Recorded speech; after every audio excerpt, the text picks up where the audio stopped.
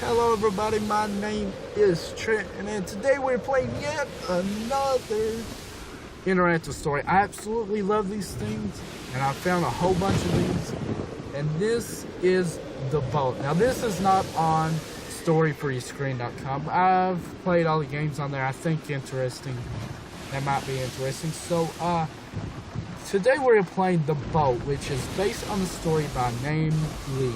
Adaptation by Matt Huron, produced by CBS. So let's just get onto this. Chapter 1, The Storm. The crosswind surged in, filtering through the apertures in the rockwood, sounding like a chorus of low moans. Hugging a beam at the top of the hatch, Maya looked out and her breath stopped. The boat had heeled so steeply that all she saw was an enormous wall of black-green water bearing down. She shut her eyes, opened them again. Now the gunwale had crested the water, the ocean completely vanished. Ooh, yay, we got pictures. Whoa.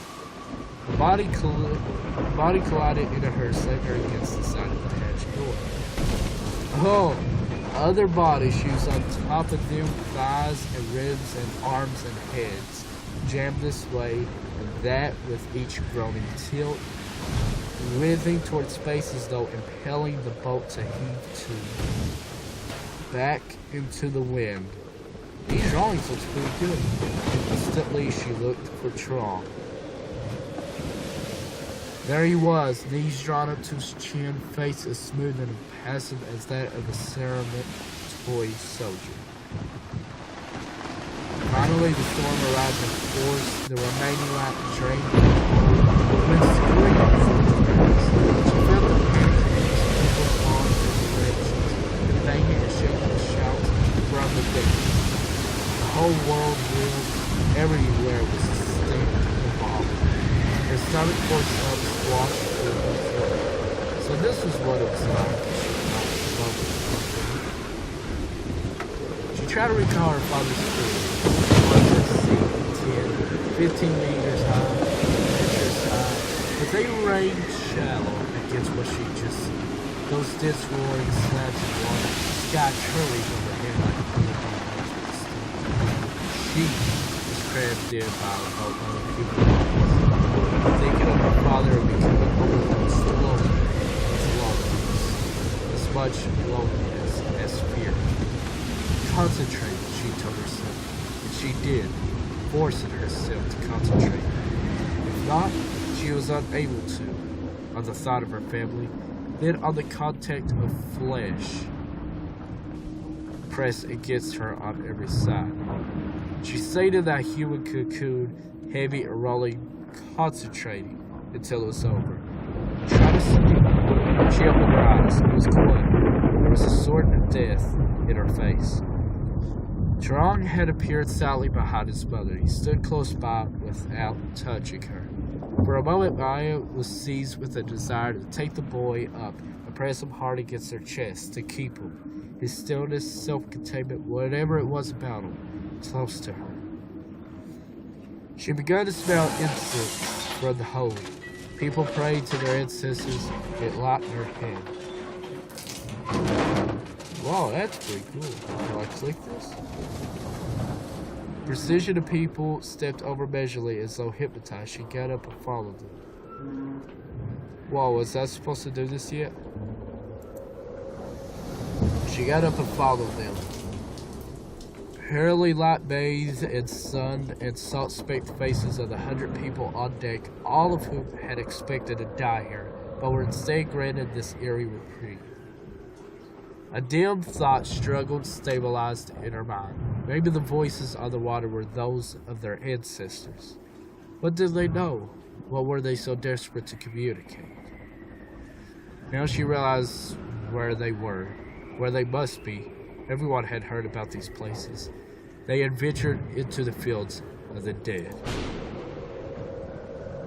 Okay, so I was supposed to go there. It's over now. The storm's over, child. She let herself pretend Quinn was speaking to her and not to Trong. Maya submitted, and when she closed her eyes, she found the hum of the phantom voices almost lulling. Try to sleep. almost like a sea wind bearing men's voices up for the war. At times she thought she almost recognized a voice. 4 days ago, as Maya had been trying to sleep on deck, the song began. The faint voice drifted on the home with a familiar undertone. It was an old Vietnam's folk song. I never thought to be a soldier's wife. You were born to foreign lands, preside. Why do the streams and hills our love divide? Why are we destined for this faithless life? In the shade of the hibiscus hedge, her mother had once sung the same words to her. Her mother had waited each time her husband went to sea, again when he left to fight the communists, and then when he left once more to report for a re-education camp. Woo! That was supposed to have been the last time, and though dusk came, her mother would keep singing the soldier's wife's lament. Maya followed the song into the hold. In the darkness, she could make out Quinn's form lying on her side in front of Trong, as though shielding him. Her voice was thin, attenuated in some way, stripped of vibrato. It didn't slide up to notes the way traditional singers did. Overcome with feeling, Maya wanted to ask Quinn to stop singing. How could she explain it all? The path of wind and rain is yours to take, while mine does mourn an empty room and bed. We reach to touch each other, but instead. Now, I know it says that she is singing, but I can't sing, so I'm not going to sing. The path of wind and rain is yours to take. Well, it's supposed to be quiet and nice. The path of wind and rain is yours to take, while mine does mourn an empty room and bed. We reach to touch each other, but instead. Thank you. Sorry for the cringiness. With the shock, Maya released. Quinn's mouth was not moving. She was asleep. The singing cut off as Strong turned his head, staring at Maya with large obsidian eyes. Stunned, she said nothing. She looked back at his pale face, the slight girlish curve beneath his nose to his lips, the intentness of his gaze. Then slowly she felt whatever turmoil broke and banked inside her, becoming still. Watching her the whole time, Trom opened his mouth and took a deep breath. You took my love southeast before I ask where to you went and when you should return. Oh, wearing soul, through bitter years you learn to treat your sacred life like leaves of grass. I just realized this is a girl singing this, and I'm singing it in a girl's voice. Here's how it began. In the yard beneath branches of mastic and white storax flowers, next to the deculated hibiscus hedge, her mother had hooked her fingers under her waistband and handed her a damp roll of money. Child can spend it however child likes. The ink faded from counting and recounting, but try to keep an eye. Knowing her mother's usual frugality, Maya struggled to respond. Child is a good child. Her father had been released 3 months prior from re-education camp and immediately admitted into the hospital at Bien Long. He apparently reacted when she came to greet him. He had gone blind. Aww. By the time the communists took Ban Me Thuot in March 1977, the Americans were long gone and the Southern regiments in tatters. Soldiers deserting, taking cover of civilians, fleeing into the jungles, escape on every man's mind. This was really cool. I love this.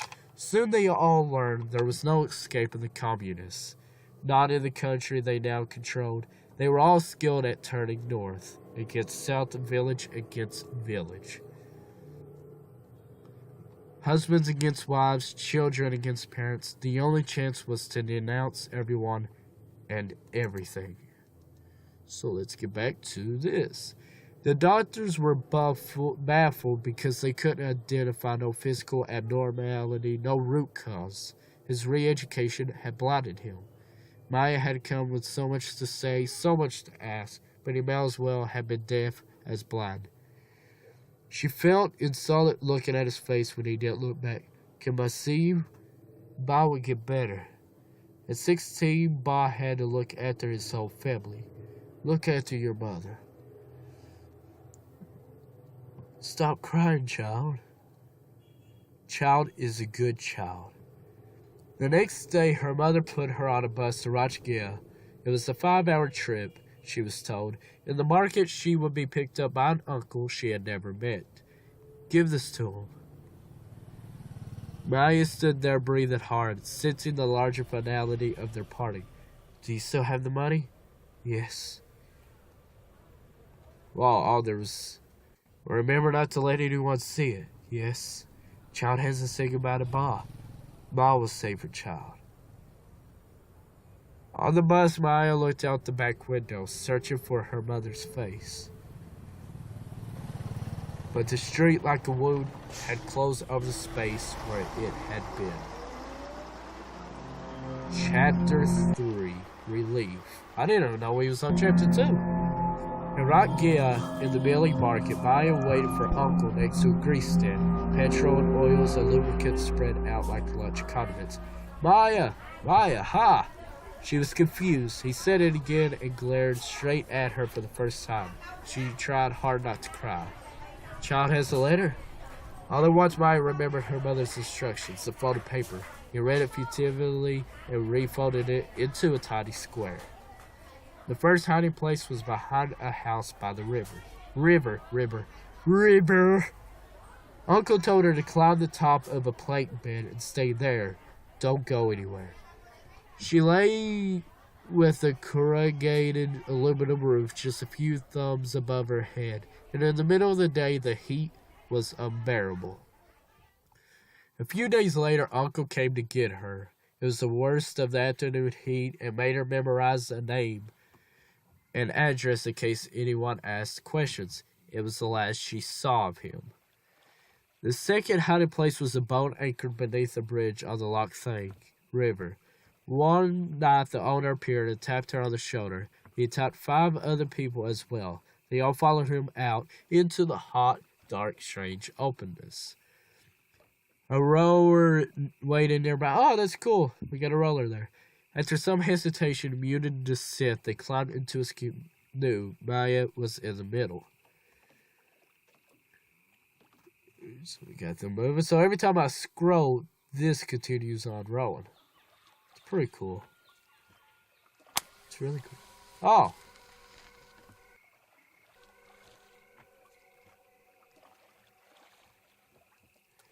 At that moment, Maya realized the scent stick. Its dim glow and smoke, perhaps, was their signal.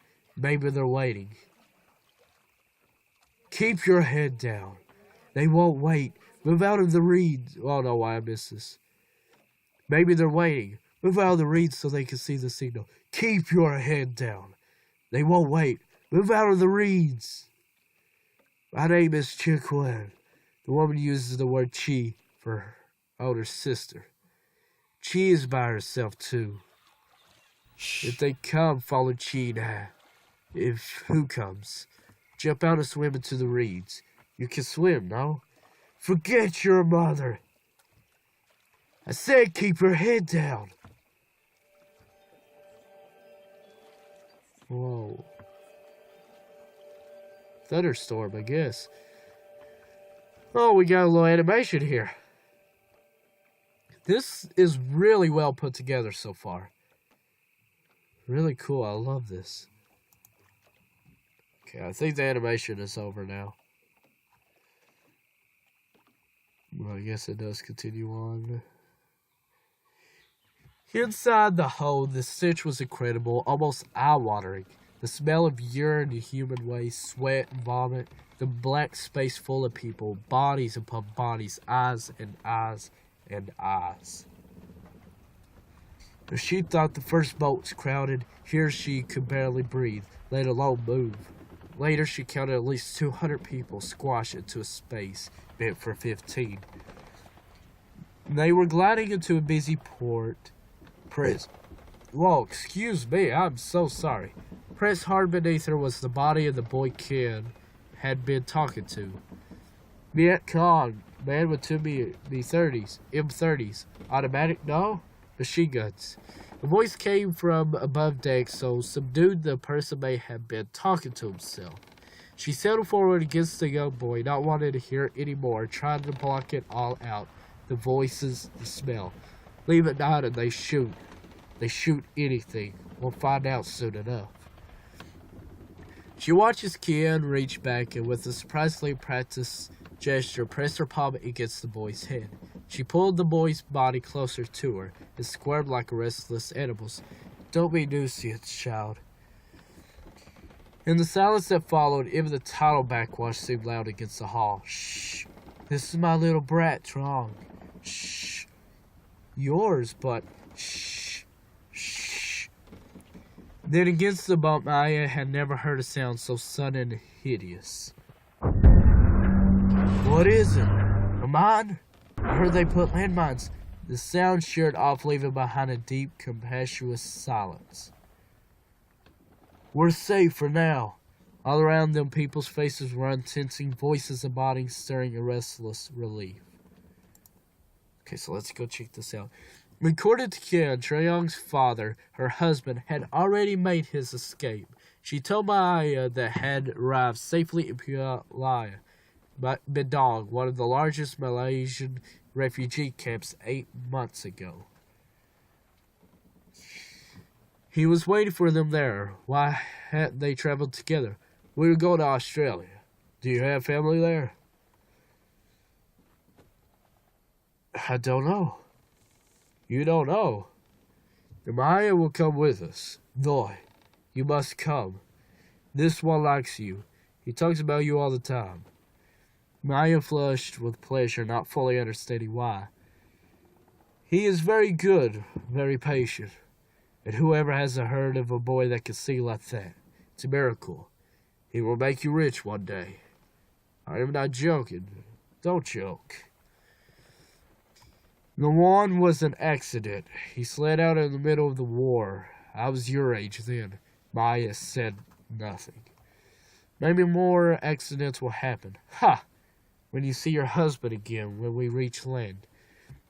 But the mention of land, coming even from her own mouth, canceled out any joke for Maya. Watching Trong letting in the thought of another day, and after that, another. Wasn't it dangerous to escape with Trong so young? Maya realized that Ken's determination felt increasingly superficial to her. It was because of him I decided to escape. She studied the boy's face above his awkward shape and remained as stony and as impassive as ever. Maya marveled at how he lived in a space of his own absorption. It seemed impossible they'd just meet. Or met. Chapter 4. After the Storm. Now I know this is a long video so far. It's been about 20 minutes, I'd say. But, it's a long story, apparently. Fishermen on the boat agreed that this storm had come on faster than any they'd ever experienced. It destroyed the caulking and much of the planking on the hull. The inboard was flooded, and soon afterward both engines cut out completely. What food had been left was spoiled. Water was short. The remaining supply was rationed out first to children, then the infirm, then to everyone else. It amounted to a couple of wet mouthfuls a day. The heat was unbearable. Before long, the first body was cast overboard. Wow. Okay. Already a handful of people had been lost during the storm. But this was the first casualty witnessed by the entire boat. Like everyone else, Maya was looking away. After the storm, it seemed to Maya that a film had been stripped from the world. The sun hotter, the light more vivid, the sea darker, every word a discordant affront to the new silence. The storm had forced people into their privacies. Children turned introverted, played as though conducting conversations with themselves. Even time took on a false depth until it seemed as though everything that had ever happened had happened on the boat. Thirst set in. It was fantastic to be surrounded by so much water and yet be dehydrated. She imitated some of the other youth, hauling up a bucket tied to the bowline. Under the noon sun, the sea water was the color of a mist. She drank it. It was all right at first. It was bliss. Then her throat started scalding and she wanted to claw it out. She tried to sleep, to slide beneath the raw score of pain in her throat. Her father was persistent in her thoughts now. All those weeks, even months, he spent on this same sea, in trawlers much like this one. He'd been here before her. In her fevered mind, it was her father before the war, before re-education and hospitalization, back when to see him was to be hoisted onto his shoulders, gripped by the ankles, his hands tough, saltish with the smell of wet rope. During his long absences at sea, she had lived incompletely, waiting for him to come back so they could tell each other each moment of their time apart. Each time Aya waited. He had left for 10 days and returned, strange and newly blind, after 2 years. A thought connected with another. It was Ba who left child. He was shaking her. She felt fingers groping around in her mouth, a polluting smell. She gasped as the pain flooded back into her body. Oh, okay. Her eyes refocused as she realized it was not her father she saw by Trong, standing gaunt over her. She finally understood with a deep internal tremor what it was that had drawn her to the boy all this time. It was not, as she had first assumed, his age, his awkward build. It was his face. The expression on his face was the same expression she had seen on her father's face every day since he returned from re-education. It was the face dead of surprise. Maya's fever has broken. You slept almost 2 days. Where's Trong? Come on, everyone's up here. And now there are all the sick people. Sick people? Where's Trong? She almost cried when she saw him. Gone was the pale, delicate-faced boy she would remember. Now his lips were bloated, the skin on his cheeks brown, chapped in the pattern of bruised glass. An awful new wateriness in his gaze. Is child well? Yes, how's Chimaya? Well, better. My ma said Chimaya was very sick. She is better now. She hadn't heard him talk so much before. His voice came out scratchy but steady. Seeing him, Aya's own body felt its full exhaustion. Chapter 5. Slow Fire. The 10th day dawned. A young teenage girl with chicken legs wandered over to the gun well. In a motion like a bow that didn't stop, she toppled gracefully over the side. Oh. Well, that's sad. Water. He needs water. I guess I could let you guys see the images here. Okay. Oh! Holy crap! What the heck just happened here? Okay, let's restart it. Okay, so he punched her and knocked the water all over the place. She stole water! Oh no, a different guy punched her. She stole water. I'll pay it back. People glanced over, disturbed by the waste. Her temples still aching, she wrenched her eyes away from the water bottle and looked out instead at the sky. Not a cloud in sight, but the sky was full of deceit. It looked the same everywhere. She looked at the horizon, long and pale, and eye level all around them. Whatever direction she looked, it fell away into more water.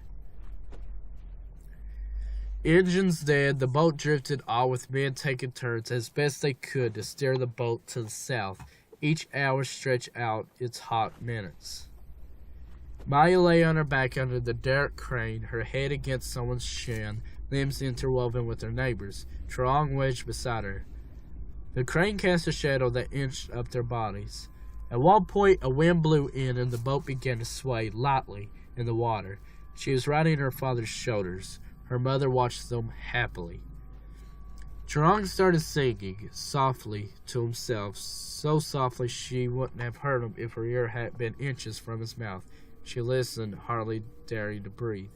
When he finished, the silence that surged in afterwards was unbearable. The next morning, back below deck, she woke to find a puddle of vomit next to his curled up, sleeping body, and gleamed gray in the early light of dawn. Oh gosh, this is not looking good. Maya poured her ration into Truong's cup. Gwen flinched and turned away. But for the first time, she used a word for her younger sister. "Thank you, Imgalai." Truong took some water and then coughed some of it out. In the dust light, his face was pallid and shiny. "Ma! Ma! I'm here." Finally, his eyes focused and he seemed to look straight at Maya. "He likes you so much. I thought of asking you. I was going to ask you to take him, to pretend he was your son, just until I could tell my husband the truth. Though, enough. It's my fault. Gee, you don't have to answer. Whatever happens, I deserve it." Whatever. Whoa. He was Quien's shame, and yet she loved him. What did that make her? She had conceived him when she was young and passed him off to her aunt in Dalat to raise, and then she had gotten married. With the war and all its disturbances, she had never gone back to visit him. Worse, she had never told her husband. "He will leave me. He will."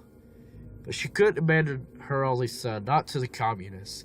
Not if she could find a way out of the country, even if he didn't want to leave, and if he didn't know her. Her aunt had balked, and Quien had been forced to abduct him. She'd been wrong to have him, she knew that, but she'd been more wrong to give him away. Surely, she thought, she was right to take him with her. But when she saw him weakening, then falling sick, she realized that perhaps he was being punished for her shame. Whether he lived or died, perhaps it wasn't for her to decide. He doesn't love his own mother. That's not true. It's fair. Who watches that happening to her own son and does nothing? Wow, this is really intense. Maya wanted desperately to say something useful or comforting, but no words came. In the middle of the night, Maya woke to find Truong half draped over her stomach, his weight so light to be almost imperceptible, as though the body were already nothing more than bones and air.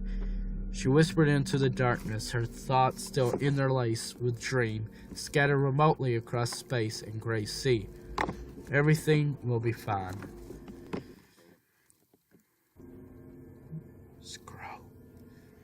Well, whoops, sorry, it glitched there.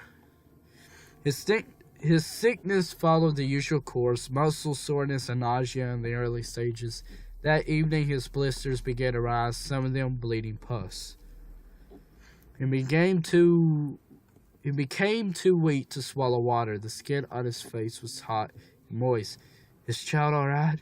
Take him. I want to go up."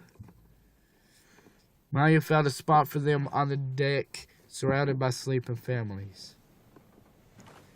Worry built within her. She poked his cheek. It was still warm. She checked his forehead, hotter than it had been last night. He was boiling up, his breast shallow and short. His face, the burnt blistered skin, its spots and scabs. The deeper she looked, the more his features disassociated from one another, till what she looked into, as she tended him, was not a face but a brown-blasted landscape, like a slow fire it drew from her lungs. Chapter 6. Land. Someone shouting, another death. Whales? Land birds? Land? They saw land? Whoa. Where's my son? Where's my son? Tron! I changed my mind. He's my son, not yours. Mine! She took my son! Gwen's body shuddered and top burst. I wouldn't hurt Trong. The slowly hitchingly it became the calm. I love him. It seemed for a moment as though Kim might never look up again. I know. When she did, her face was utterly blanched of expression, but she didn't look at Maya. Instead, she turned and bent over the unconscious shape of her son. That was when she began to cry, silently first inside her body, but then breath by breath, letting out a wail the whole boat could hear. I didn't feel like screaming. He entered into the worst of it that afternoon, moving fitfully into and out of sleep, his breath short, irregular.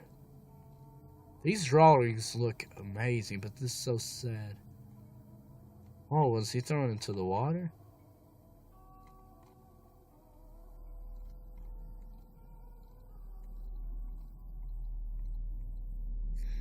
Then at the end of the afternoon, after 5 long hours, Strong's small body suddenly unclenched and his breath eased. Oh, I thought he fell into the water. The lines on his forehead cleared. It seemed unbelievably that he had prevailed. It's over, Chi. The fever is broken. His clothes were soaked with sweat.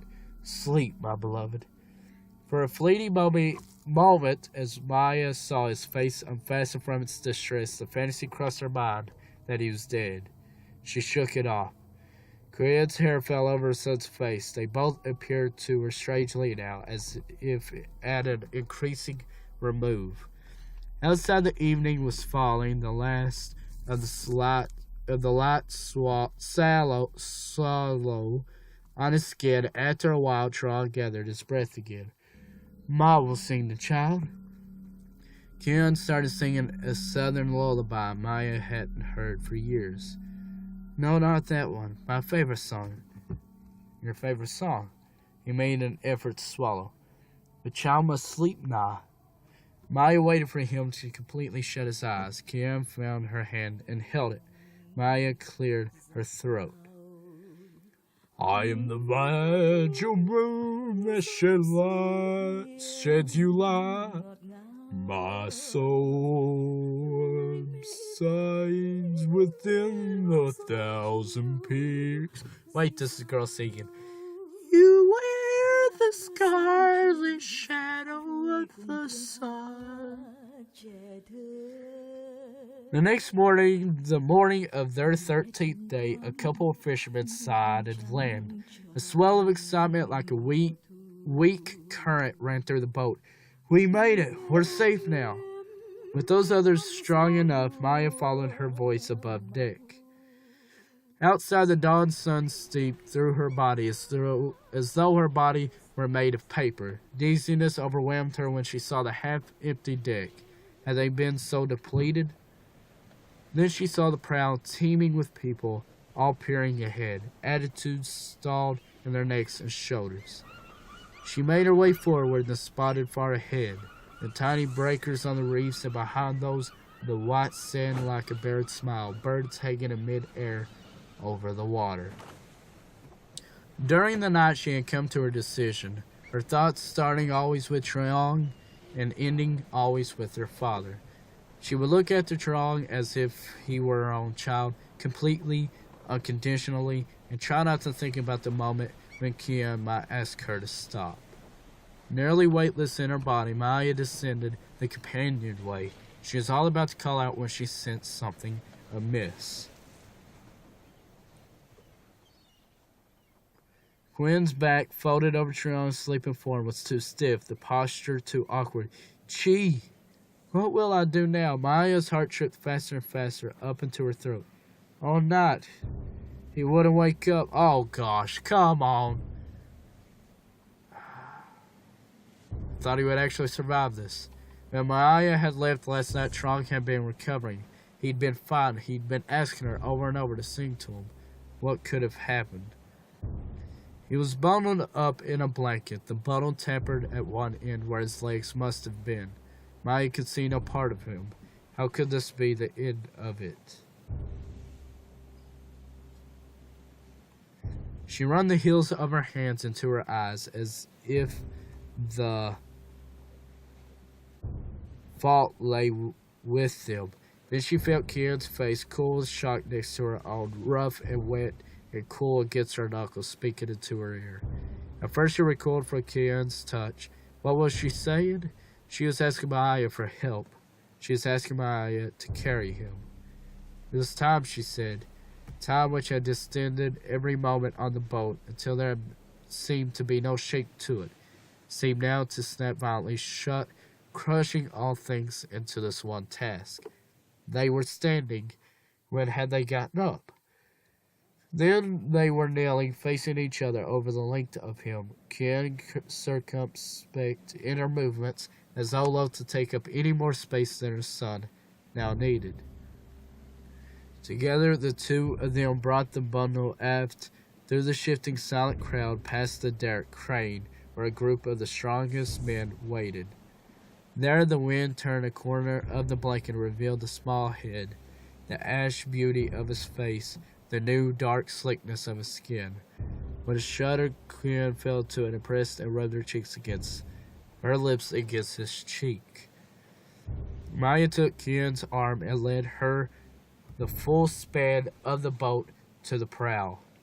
Again the crowd parted for them. They stood together in silence, the spray moistening their faces as they looked forward, focusing all their sight and thought on that blurry peninsula ahead, that impossible place, so that they would not be forced to behold the men at the back of the boat peeling the blanket off, swinging the small body. Once, twice, 3 times before letting go, tossing him as far behind the boat as possible, so he would be out of sight.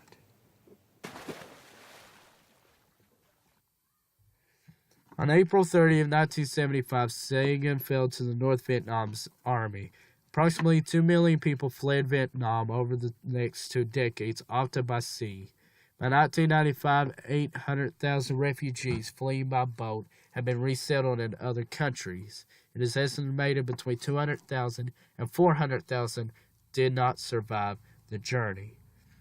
In 1975, there were only 700 Vietnamese living in Australia, and public opinion was against accepting the so-called boat people. It was when the scale of the humanitarian crisis became internationally known in the late 1970s that the government led the public opinion to dramatically increase Australia's refugee intake. By 1977, 2,753 Vietnam's refugees had been authorized to resettle in Australia. By 1995, this figure was 111,000. Today, approximately 1% of the Australian population were born in Vietnam. Well, this is a really good story. I love this. This is so wonderful. Made very, very well. I really enjoyed it. The boat, amazing. If you guys would like to play this on your own, I will leave the link in the description down below. Again, I apologize for this being so long, but I did not want to split it up into parts because that's just... I like having everything there all at once and makes it easier on you guys and stuff. So, I hope you guys have enjoyed this video. If you have, be sure to like and subscribe if you haven't already. Thank you guys for watching, and as always, I will see you next time. Bye-bye.